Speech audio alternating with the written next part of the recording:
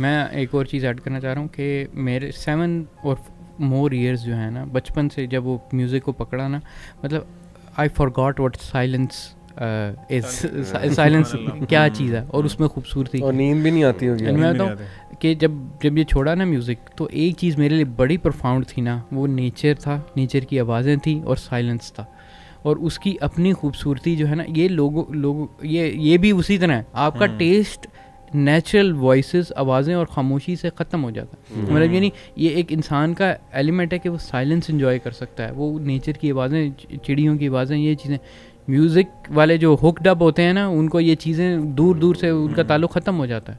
मैं कहता हूँ जब आप रीथिंक करें ना, अल्लाह ताला की क्रिएशन से रिकनेक्शन का बहुत बड़ा तरीका ये है कि आप खामोशी को कर सके फील। लेकिन होता ये कि चूँकि आवाज़ें आपको डिप्रेशन वाली आवाज़ें, जो आपको शैतानी आवाज़ें होती हैं, वो फिर आपको साइलेंस नहीं बैठने देती। You are never at peace because सोते हुए भी वो गाने चल रहे हैं आपके माइंड में। अली भाई, ये तो हमने सब ने एक्सपीरियंस किया हुआ है ना कि म्यूज़िक सुनते हुए मैं तो गवाही दे सकता हूँ, मुझे कभी सुकून नहीं मिला। कोई भी सॉन्ग हो जाए, कोई भी म्यूजिक हो जाए, मजा मिला और वो बहुत टेम्परेरी, वो भी तब तक, वो भी टेम्परेरी। और मजे की बात है यानी कि देखें, एक सॉन्ग आया, वो एक दफा सुना, 10 दफा सुना, 20 दफा सुना, 21वीं दफा दिल नहीं करेगा उसे सुनने को। We will need something else. जिस तरह आपने डोपामाइन की बात की ना, मजे की basically law of diminishing return इसे कहते हैं। एग्जैक्टली।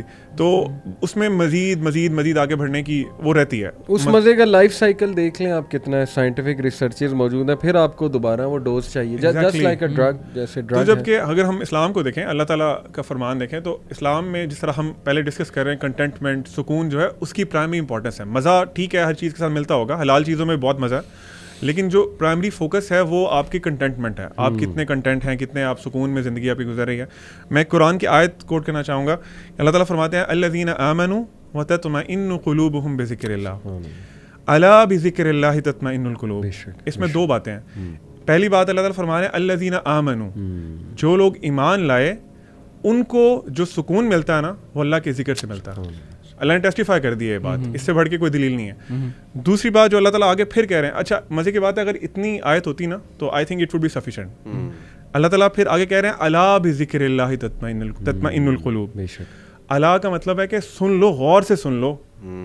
अल्लाह के दिलों से, अल्लाह के जिक्र से ही दिलों को सुकून मिलता है, इत्मीनान मिलता है। तो इतनी बड़ी बात है कि मैं पहले भी जब अपने जे डेज में यही सोचता था कि जो म्यूज़िक है वो मौसीकी रूह की ग़िज़ा है, लेकिन लिटरली बाद में जब कुरान सुना तो it faded away with in seconds के ये तो थॉट बिल्कुल आपको शैतान डिल्यूजन में डालता। मैं आपसे अली में एक सवाल करना चाहूँगा बॉलीवुड लिरिक्स के बारे में। Do you think they corrupt the अकीदा? अकीदे को थोड़ा डिफाइन भी कर दें हमारी यूथ के लिए। अकीदा देखें, अकीदा ये है कि अल्लाह ताला हमारे रब हैं और हर किस्म की इबादत के लायक, हर किस्म की जो बंदगी है वो अल्लाह ताला की है। बिल्कुल सही। जबकि बॉलीवुड के जो सॉन्ग्स के लिरिक्स हैं, पता नहीं वल्लाही मैं अली भाई सोचता हूँ, मेरी अपनी फीलिंग है कि जब मैं कोई सॉन्ग सुनता था ना तो मैं देखता था बाज़ औक़ात ना लिरिक्स किसी मुस्लिम से लिखवाए होते थे उन्होंने। जो लिरिक्स आर्टिस्ट होते हैं, आई थिंक जावेद अख्तर, हाँ, वो मुस्लिम होते थे।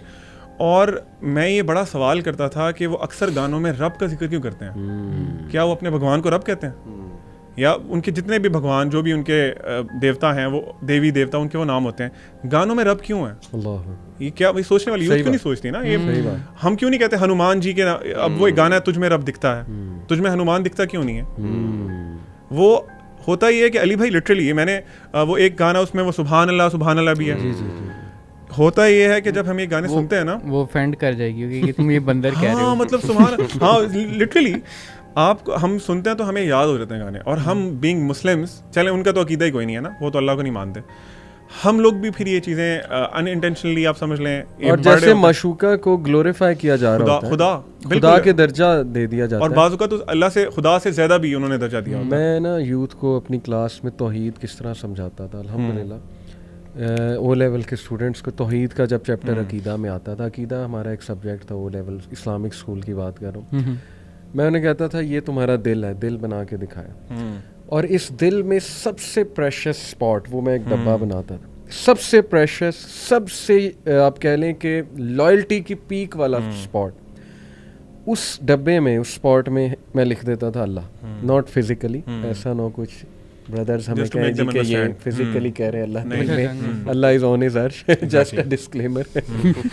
तो अल्लाह इज मुस्तवी, नॉट ऑन वर्ड नहीं, अल्लाह अपनी शान के मुताबिक अपने अर्श में है अल्लाह। एनीवे मैं कहता था कि इस डब्बे में अल्लाह है, अल्लाह की याद मुराद मेरी इससे ही है, और इस डब्बे में दूर दूर तक और कोई नहीं है, ना कोई नबी ना सही कोई बात है। वली, No one इवन can नबी की जगह नहीं है उस डब्बे में, सही बात है। ना कोई वली, ना कोई तुम्हारी माशूका, ना कोई तुम्हारी गर्लफ्रेंड, दिस इज तौहीद, कोई भी नहीं है उसमें। उससे सही बात है, नीचे के सुभान डब्बों अल्लाह। में शायद माँ बाप आ जाएं, नबी सल्लल्लाहु अलैहि वसल्लम वगैरह वगैरह, उसमें भी माशूका नहीं आती। मशूका तो कहीं भी नहीं नबी आती। सल्लल्लाहु अलैहि वसल्लम इज इवन सेकंड। अली भाई आप किसी बात से देखें कि वो जो कॉन्सेप्ट है शिर्क फिल मुहब्बा का, हाँ इवन प्रॉफिट्स जो हैं देखें अल्लाह ताला की क्रिएशन में ना कोई भी अल्लाह ताला के बराबर नहीं हो सकता, बिल्कुल नो सही, वन। बिल्कुल सही। इसकी एक दफ़ा एक सहाबी आए, क्योंकि इस्लाम अभी बिगनिंग था, अभी टीचिंग्स चल रही थी। एक सहाबिया कहते हैं कि अल्लाह के नबी वसल्लम जो अल्लाह चाहें और आप चाहें, आप सल्लल्लाहु अलैहि वसल्लम का चेहरा रेड हो गया, आप सल्लल्लाहु अलैहि वसल्लम ने फरमाया क्या तुमने मुझे अल्लाह के बराबर कर दिया? सुभान अल्लाह। यानी हम समझते हैं ना क्रिएशन में जो सबसे हाई स्टेटस है क्रिएशन में वो आप सल्लल्लाहु अलैहि वसल्लम का है। और तो फिर आप सल्लल्लाहु अलैहि वसल्लम ने फरमाया कि मैं अल्लाह का बंदा हूँ, तुम ये ना कहो कि जो मैं चाहूँ और अल्लाह चाहे, तुम कहो जो सिर्फ अल्लाह चाहे। इंडियन एक बड़ा मशहूर चैनल है, उसका नाम मेरे जहन से खैर निकल गया, जी न्यूज़ नहीं शायद वो हो या जो भी, खैर उसका एक मैंने पोस्ट एक बार देखी सूफ़ी म्यूज़िक के ऊपर, उन्होंने इश्क हकीकी वगैरह की बात की हुई थी, और भी वो लिरिक्स आपको पता है कैसे होते हैं। एनीवे वो एक गाना था उसमें बहुत ग्लोरीफाई, लिरिक्स में ग्लोरीफाई हुआ था, तो नीचे लोग बहुत तारीफ़ कर रहे थे क्या गाना है और ये है वो। मैंने वहाँ पे एक बात लिखी जाके, वो रैंडमली मेरे सामने पोस्ट आगे किसी ने शेयर की हुई थी, और उस बंदे ने उसको पढ़ा कमेंट को, एडमिन ने, और उसने नीचे रिप्लाई किया बकायदा। मैंने उसे कहा कि देखो, if you notice your own experience, मैं अपने एक्सपीरियंस कोट करता हूँ, ये जो लिरिक्स है ना जो तुम कोट कर रहे हो माशूका और महबूबा की तारीफ में, ये बनाते हैं हमें वीक, हमारी पर्सनैलिटी वीक बनाते हैं। जो अल्लाह सुब्हानहू व तआला से मोहब्बत है वो हमें बनाती है स्ट्रॉन्ग। और इसीलिए अगर तुम देखो, इबादत का मतलब क्या है? Extreme reverence, extreme attachment and extreme humility and extreme love, ये सारी चीज़ें इबादत का तकाजा है। जब ये चार चीज़ें एक बंदे से हो गई, एक्सट्रीम लव देखें, एक्सट्रीम रेवरेंस देखें, माँ बाप से मोहब्बत वो भी है, हर चीज़ की लिमिट है हर ना, चीज़ की लिमिट है। अब ये सारी चीज़ें आपने एक बंदे से अटैच कर दी, आप उसकी इबादत कर रहे हैं। सही बात है।